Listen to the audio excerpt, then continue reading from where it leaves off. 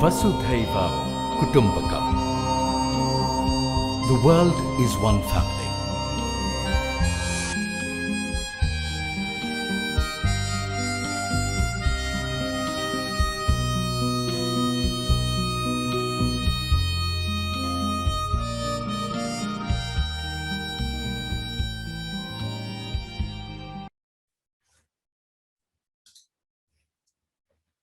Okay. Hi, Amanda. Hi, Marcus. I'm doing pretty good. This is Amanda Reeves. She's the founder of Wabi Sabi. Have I said it correctly? You have Wabi Sabi Futures. Futures. And, you know, she's got a really interesting perspective on the world because not only is her hair a great color, but, you know, I had to slip that in. But, you know, you've been through a futures course, you're doing a lot of really interesting work with diverse groups. And I think it's just, it's really important. I think that diversity is something that we don't honor enough. So I'm really very happy to have you here. And I look forward to seeing where you take us in your thought trail. So the course HIS140 is a course dedicated looking at the history of humanity through the lens, particularly of the global citizen. What the hell does that mean? How can we be global when we're so local, and so on? So yeah, my first question for you, Amanda, is what do you make of the term global citizenship? How do you see it working in the world today? So, Marcus, I am going to do that annoying thing of answering a slightly different question before I get to that question. Let me talk you through how I think about it. Yeah. So when I think about global citizens, I find it easier to start thinking about what does it mean to be a citizen, and then what does that look like on a global scale.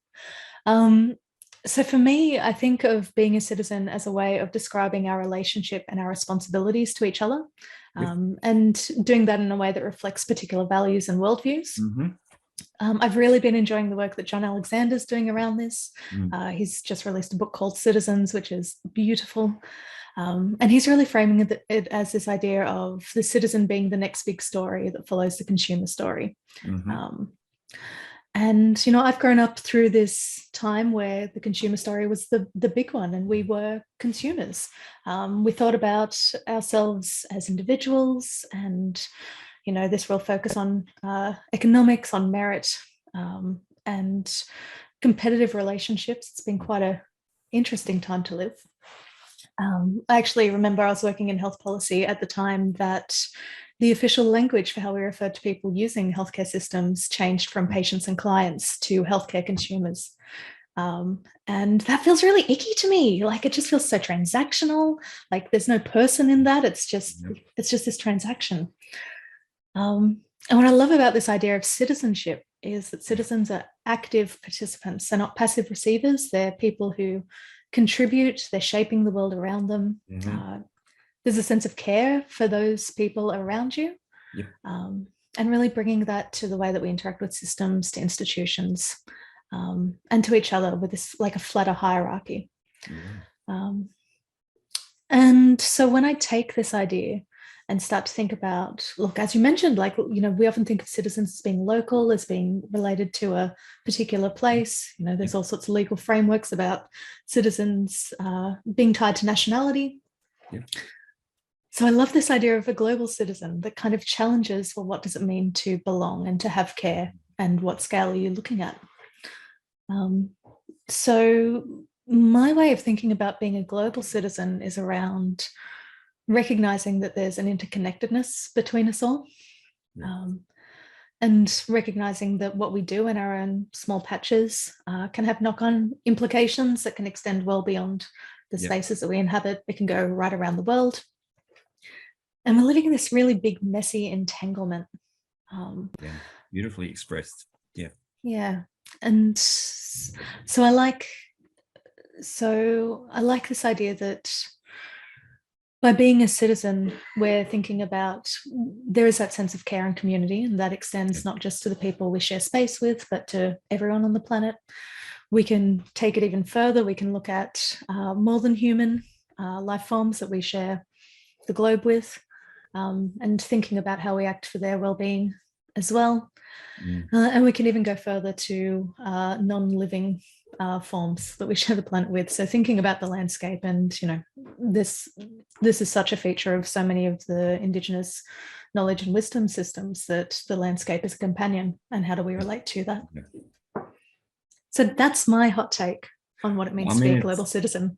No, it's fantastic, because you've totally reframed the idea that a citizen, the word citizen comes from being a member of the city-state. I mean, it goes right back to, it's very deeply embedded in Western psyche as a sort of political entity with certain rights and responsibilities, for sure, but very much limited to a tribe, you might say.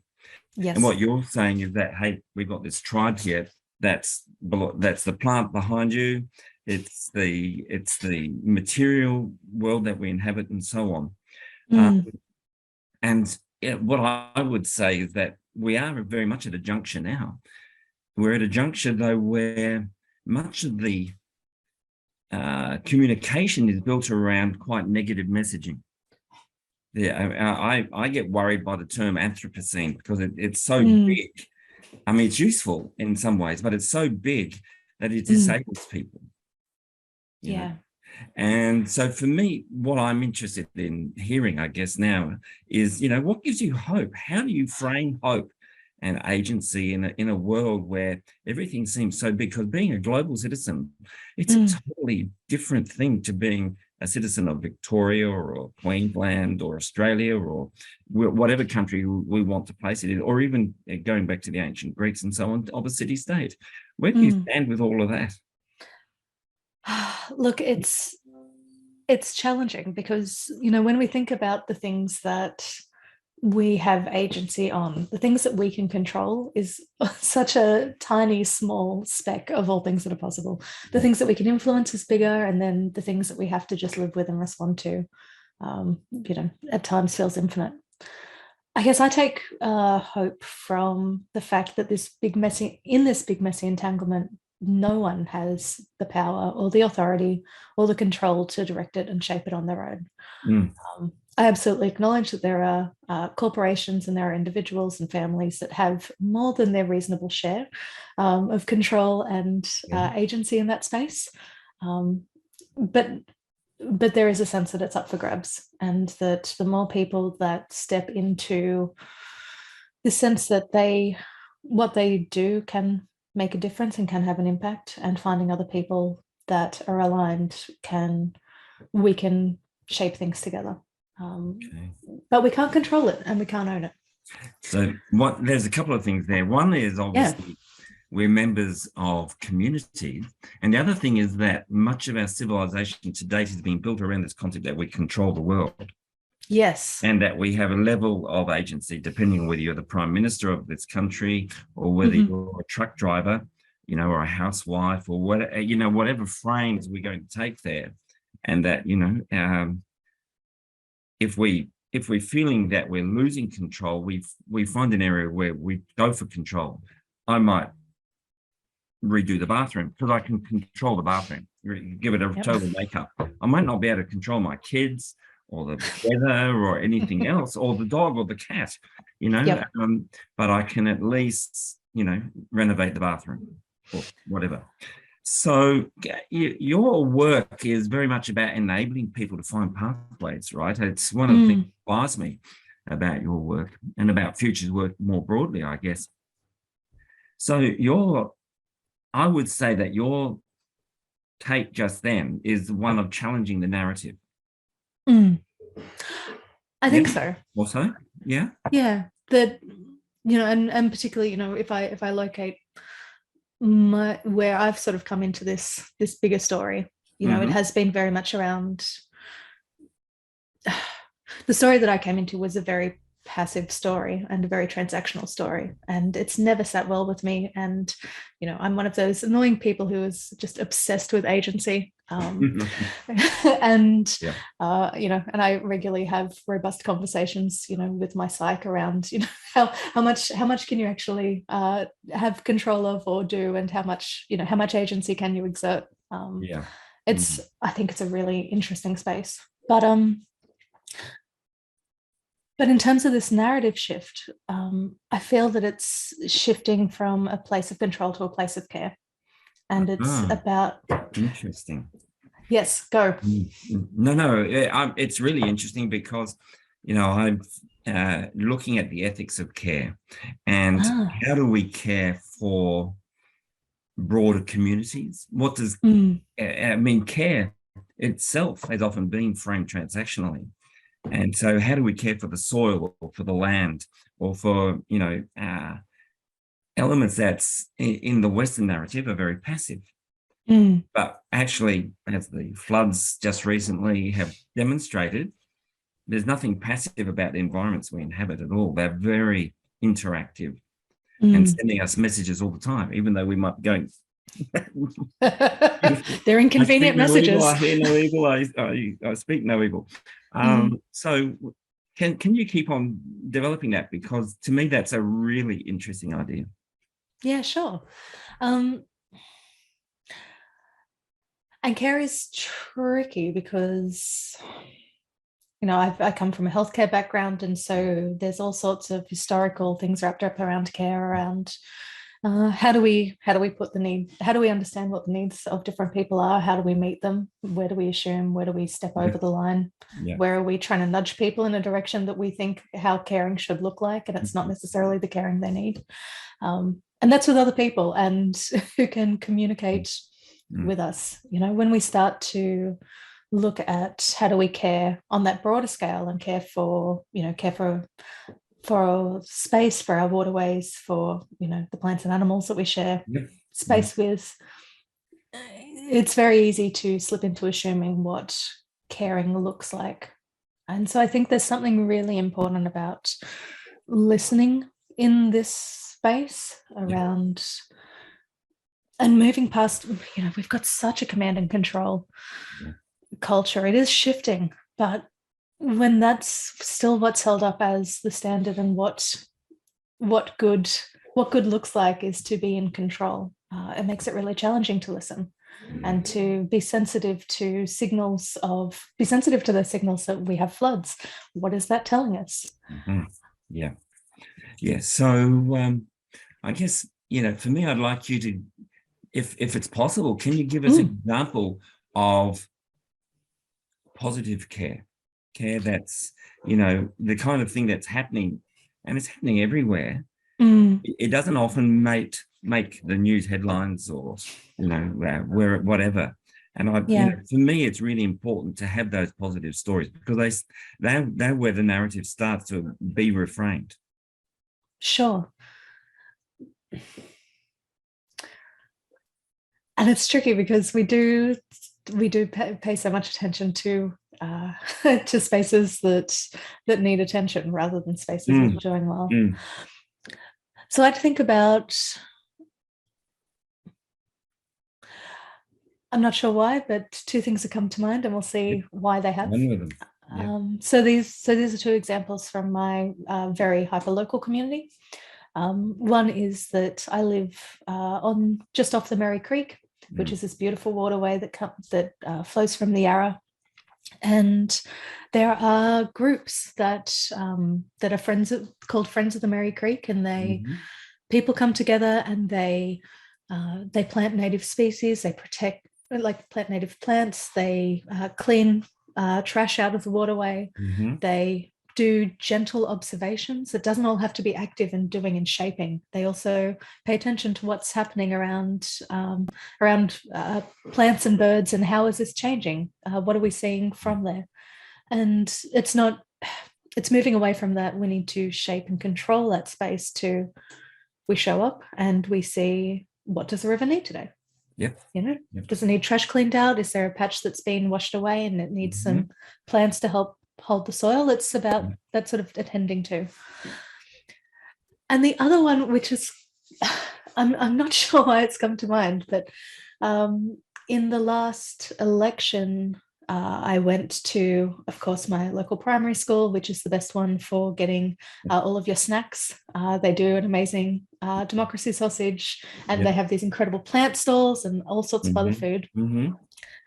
And, you know, I live in quite a multicultural area of Melbourne, and I just loved that at the food stall, there were these young boys who had created, you know, there's all the sweets, but then there were these two young boys who had been making empanadas, and they've recently joined the school, and they were encouraged to share their culture and to share their food. So it was, you know, bring a plate. And they're like, well, we're not doing sweets, we're doing empanadas. And I just loved how neatly that just fit in. It wasn't, there's so many reasons that could be pushed against historically, and just creating space for that. I loved it. Yeah. So that example challenges cultural patterns or stereotypes of, you know, there was quite a lot of, at least for we had the election as well up in Queensland. There was quite a lot about the, you know, the democracy, sausage sizzle and so on. But people were asking questions like, well, what happens if you're a vegetarian, or what happens if you're a, you know, you have to have halal, or you and so on. And, you know, some communities were for it and really into it, and others resisted it because, of course, the Anglo-Australian kind of worldview is very, very entrenched, and, you know, you're challenging a sacred cow. Yes. You know, that's really important. But what I heard in both those two examples is, you know, the importance of relationship to land or country in the Indigenous sense. I was in Melbourne, living in Melbourne in the 80s, when friends of mine joined and started to form the Friends of the Merry Creek. Oh, fantastic. I'm astonished whenever I go there to see what's happened. And they've got Ceres built on the side of it, you know, which is, what does it stand for? CERES. It's an acronym for something, isn't it? It is. It's something about community. It's something about science and energy and environment. Yep. Okay. Yeah. Anyway, they sell a mean coffee. And, you know, I've only been there a few times. And I remember when they built the building, it was a mud brick building, the core building. And I remember it being damaged in some flood or something, and them having to redo it and so on. But, you know, this is about living with a soft footprint, you know, caring in that deep relational sense, and not caring just because there's a, you know, an immediate benefit. Having a healthy creek in your backyard, of course, there are immediate benefits, but a lot of them are more, you might call them spiritual or aesthetic or something like that. Can we close, because I'm watching the time here, can we close with, you know, some final thoughts about that relationality that you're kind of pointing to? I think if I was going to sum up that relationality, it would be that it's a softening in the way that we relate and engage. That it's not just about what we say and what we share and what we put out and enact. It's also about being soft and receptive to what comes back. Yeah, great. I'll put some readings relating to care below this when I release it. This is number 4. And I'm going in order simply because there seems to be some kind of narrative logic emerging in these conversations. So I'm really impressed with that. So I want to thank you, Amanda, for giving me some time this morning. And, you know, thanks for having me. I hope it kickstarts some thinking in the HIS140 cohort.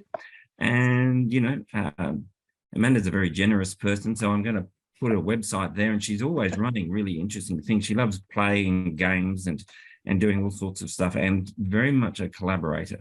So if Amanda said anything that sort of sets off a light bulb in your head, you know, go to her website and see what's there, and maybe reach out. So Amanda, last words, anything you want to say before we hit the end of the session? I just really appreciate having a chance to talk with you about really interesting things. I always love our conversations, and I'd encourage anyone who wants to chat more. Yeah, absolutely. Reach out. Perfect. Okay, Amanda, you take care. Thank you so much. You too.